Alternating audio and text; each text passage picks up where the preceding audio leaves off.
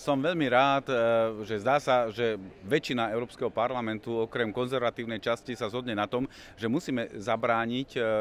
takým praktikám, že hlavne tie nízkopríjmové domácnosti sú ohrozované takými veľmi ľúbivými motívmi, ktoré dávajú banky, a to kúp si teraz a zaplatíš neskôr.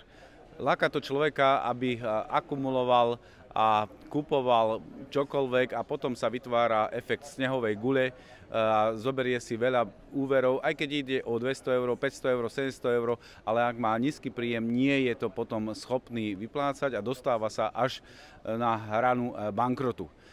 Som rád, že táto legislatíva pomôže takýmto praktikám zabrániť a urobí povinnosť pre banky, aby museli prešetriť, aká je vôbec platobná schopnosť tých potenciálnych príjemcov úverov, do akej miery zaťaženosti môžeme ísť, a samozrejme táto legislatíva zakazuje bankám, aby